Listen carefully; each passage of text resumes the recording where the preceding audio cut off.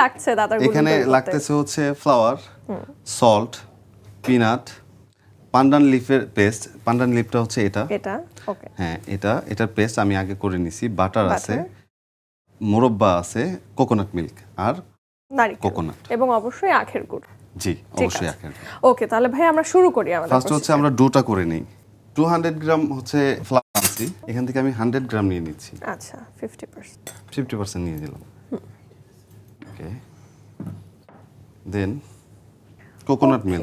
আমরা কোনো রকম পানি ব্যবহার করছি না, এটা টোটালি মিল্ক, কোকোনাট মিল্কের উপরে। চিন্তা করেন পুরো ডোটাই হচ্ছে নারকেলের দুধে, কতটা টেস্টি হবে। একটুখানি একটা এগ ইউজ করব এটাতে, সফটের জন্য, যাতে সফট হয়। এটা কি দিচ্ছি আমরা? এটা হচ্ছে পান্ডান লিফের পেস্ট। আচ্ছা, এই পান্ডান লিফের পেস্টের কারণেই দেখা যাবে যে এটা আমার গ্রিন কালার আসবে। ওকে, আমি প্রথমে এটা দেখে ভাবছিলাম মেবি এটাতে ফুড কালার রয়েছে কিনা, বাট নো নো, অরিজিনালি এটা পেস্ট। 100% জি, ন্যাচারাল। আমি মিক্স করে নিচ্ছি। ওকে, শুধু একটা সফট গ্রিন মতন রং চলে আসছে। আচ্ছা, আমি টেস্ট স্বাদ মতো আর কি, স্বাদ মতো একটু সল্ট ইউজ করে নিচ্ছি। ওকে,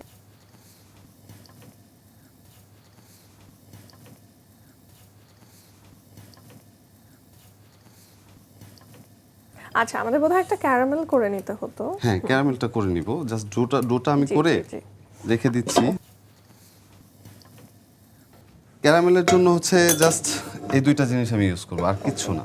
এটাতে হচ্ছে আমি একটা নারকেল নিছি, নিয়ে কুড়ায় নিছি, যেটা আমাদের বাংলাদেশি ভাষায় বলে কুড়ায় নেওয়া। আর এইখানে হচ্ছে 200 গ্রামের মতো সুগার নিছি। ওকে, আমরা হচ্ছে আখের গুড়টা ব্যবহার করছি। জাস্ট গুড় আমি শুরু করে দিলাম, স্টার্ট করে দিলাম।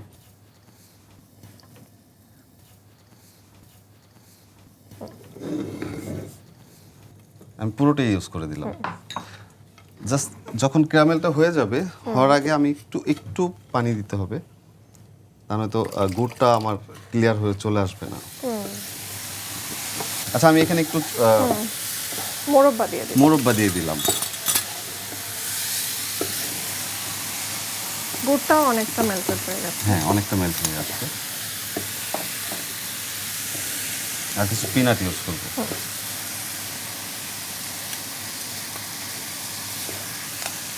পিনাটটা অ্যাকচুয়ালি হচ্ছে এটা আমার তরফ থেকে। ওকে, কারণ এটা বলেই দিলাম, এটা আমি চাচ্ছি যে যখনই কেউ খাবে তখন যেন কয়েকটা টাইপের টেস্ট সে পায়। একটু মোরব্বা, একটু মিষ্টি। নরমালি ওরা পিনাটটা ইউজ করে না। আচ্ছা, মালয়েশিয়ানরা করে না, বাদাম ইউজ করে না। ঠিক আছে। অনেকটাই লেগে আসছে। হ্যাঁ, অনেকটাই হয়ে গেছে। তারপর এটা রেডি। ওকে। হ্যাঁ, এটা আপনি এই চুলাতে রেখে দেন। আমরা আরেকটা ফ্রাই প্যান নিয়ে নিচ্ছি। ওকে। পার ডোটা করব হচ্ছে 125 গ্রামের উপরে, মানে প্রত্যেকটা ডেজার্টের জন্য? হ্যাঁ, প্রত্যেকটা ডেজার্টের জন্য 125 গ্রাম আমি মেপে নিলাম। আর আমরা এটা হচ্ছে বাটার দিয়ে নিচ্ছি, ব্রাশ করে নিব বাটারটা।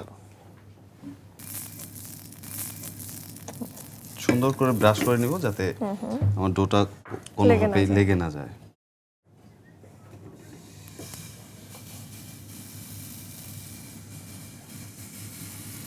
পুরো প্যানকেকের মতো। এবং দর্শক, এটা কিন্তু খানিকটা আমরা বাড়িতে পাটিসাপটা পিঠা যেরকম ভাবে তৈরি করি, মেকিং প্রসিজারটা সেটাও খানিকটা এরকম। ওকে, এরপর আমরা কি করব? আরো 3টা করে নিব, তারপর এটাকে জাস্ট রোল করব। ওকে, আমি তাহলে এটাকে এখান থেকে উঠে আমার এটাতে নিয়ে নেই। ওকে, ঠিক আছে।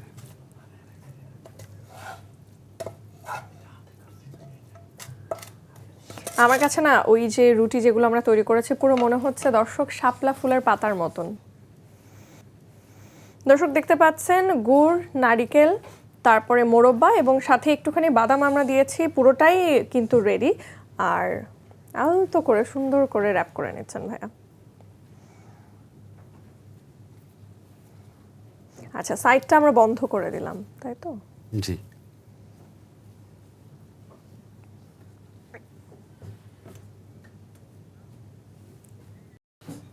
আচ্ছা, এই ফুডটা যখন আমি তুর্কিতে রান্না করছিলাম, ওইখানকার হচ্ছে অ্যাম্বাসিডর হেড উনি আসছিলেন। তো আসার পরে যখন আমি এটার রিভিউ নিতে যাই, তখন ওনারা মানে সবাই স্ট্যান্ড আপ হয়ে যায়। তো আমি তো ভয় পেয়ে যাই যে কারণ কি কি হলো? উনি কি হলো, আমি কি কোনো ফল করলাম কিনা। পরে ওনারা বলতেছে যে না, আমরা শেফদেরকে প্রচুর পরিমাণ রেসপেক্ট করি, যার কারণ হচ্ছে আমরা স্ট্যান্ড আপ হয়েছি, এছাড়া আদার্স অন্য কোনো কিছুই না। হ্যাঁ, তখন আমার কাছে আমার এই প্রফেশনটাকে এত ভালো লাগলো যে আমার মনে হলো যে না, আমি এই প্রফেশনটাতে এসে ভালো করছি। ম্যাম রেডি আমাদের দাদার গোলাম, সো টেক ওলা। ওলা, থ্যাংক ইউ ভাইয়া, অসাধারণ। দর্শক, তৈরির প্রক্রিয়াটা কিছুটা পাটিসাপটার মতন হলেও স্বাদে ঘ্রাণে আমি এখান থেকে দারুণ একটা ঘ্রাণ পাচ্ছি ভাইয়া, খুবই খুবই টেস্টি খাবার।